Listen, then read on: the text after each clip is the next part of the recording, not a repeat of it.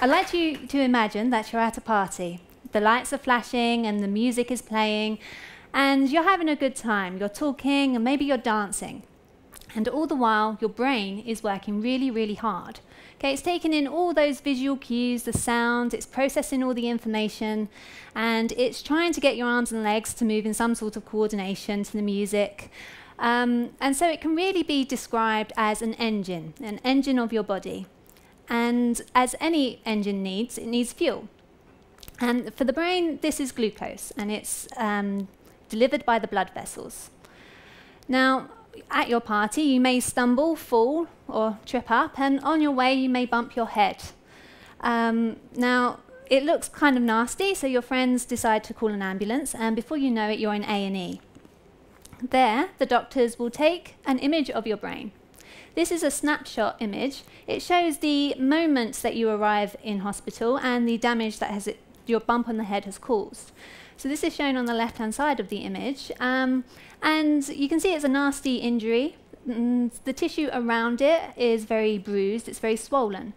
And it's pushing the rest of the brain towards the other side, and it's caused a midline shift. So there's a lot of things going on here, and the doctors decide that it's worthwhile putting you in a drug-induced coma.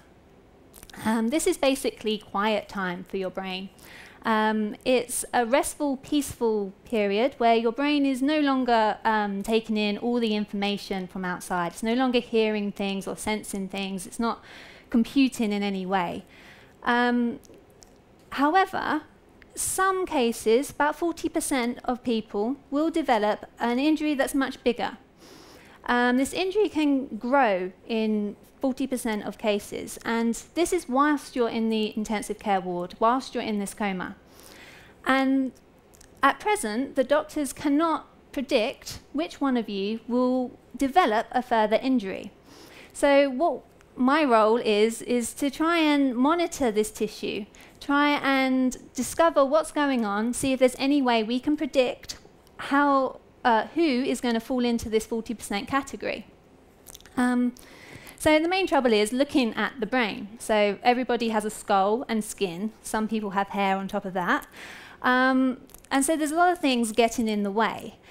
In some rare cases, it is possible. This is a human brain. It's imaged through laser speckle. And the team in Germany, which is where this comes from, actually did some major surgery. And the side of the skull has been removed. And it's a large piece of skull that's been taken off so that they can perform major surgery. What the imaging shows is blood flow. So areas of red are increased areas. It's basically a visual tool for us. And if I play the video, what you'll see is that the injury is at the bottom here. And if you look at the bottom right-hand corner by the arrows, you see these storm-like events moving through the tissue, rather like a storm moves around a weather map. And like any major storm or hurricane, they can leave destruction in their wake. These storm-like events originate from the injured area, and they spread out into the neighbouring area. And it is the reoccurrence of these events that causes the injury to grow. So this obviously is very invasive. It's major surgery. And the way that we like to do it is just to listen into the brain. Not to see it visually, but to listen in. And to do that, we use a series of different probes and sensors that are implanted into the tissue through a small hole in the skull. Now, this is minor. It's done on the intensive care ward, so you don't even need surgery. And among them is a microdialysis probe. This basically is a sampling technique, and we get out a small liquid sample that we can then analyze and see if we can see these events and see how well the tissue is coping with them. So at the cellular level, what happens is that during one of these events, it's a major depolarization. That basically means that all the cells release their potassium to the outside. These events are actually called spreading depolarizations because of the way that they work. All of the cells will depolarize, release their potassium, and so we see a huge spike in the potassium levels from our sample. Now, a depolarization is basically a short circuit of a cell, and And to function normally, the cells need to grab that potassium and drag it back inside. They need to repolarize their membranes to be able to work. And so to do that, they need a lot of fuel. This is a highly dependent energy process where they need a lot of glucose. And in a healthy tissue, this isn't a problem because the blood flow will just deliver fresh glucose molecules to the area. So this small drop in glucose that we see with every event is not a problem. But in the tissue that's near your injury, it's very swollen, it's very bruised, and the blood supply cannot really get to that area of tissue anymore. And so it no longer can deliver fresh fuel to the area. And so with the repeated events, it's the repeated occurrence where they happen again and again and again that causes the glucose levels to drop down, to possibly where there's a level where the tissue can no longer survive anymore and the injury grows. So as I said, the microdialysis probe gives us a liquid sample. This is a very, very small sample. It's tiny. It's 1 microliter every minute. Now, just to put that in perspective, at that collection rate, you get a teardrop every hour.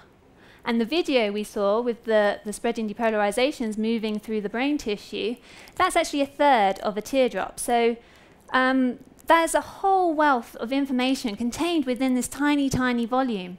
And somehow we need to tap into that. We need to extract all that information on a continuous time scale. So over those 5 days, we can inform the clinicians and give them something to work with. So you're not just in a coma, and they can maybe predict who is not doing so well and maybe try and help.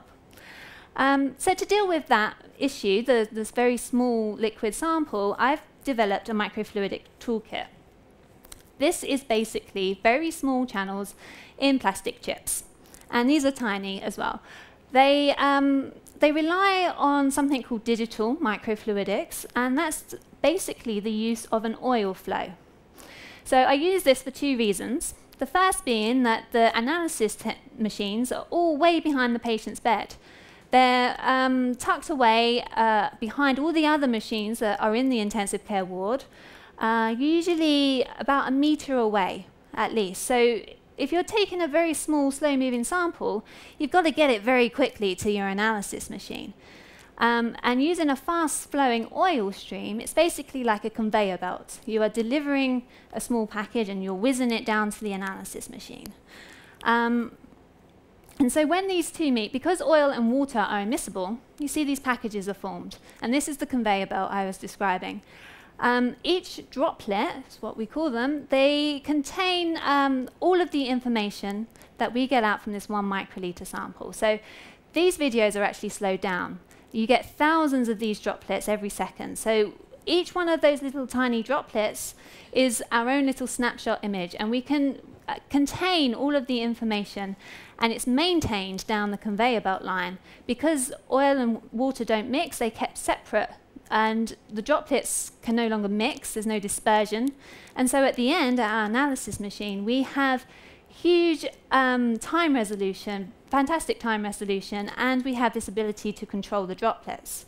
So for the analysis, what we do is we can move them around, we can mix them together, we can add things into them, for example, like this. Here you can add in enzymes or standards. If you're adding an enzyme, you can drive a particular reaction. You can, if you add glucose oxidase, you can drive the reaction with glucose, and you can work out how much glucose is in each droplet. You can put them back together again, and you can detect what's inside each droplet. So we can look at the potassium and the glucose levels to see how many spreading depolarizations each patient has, and also how well they're coping with those events. So really the end goal for us is to get this system into the clinic. These are my microfluidic chips. As you can see, they're very, very small. And the next step for us is to get these into the clinic, get monitoring patients, so that we can fill in this 5-day gap. We can try and work out who may not be coping so well with the traumatic brain injury. And maybe we can get the clinicians to step in, do something, and so your chances of recovery and your outcome are dramatically improved. So that's what's in store for us, is to find out exactly what's in store for you. Thank you.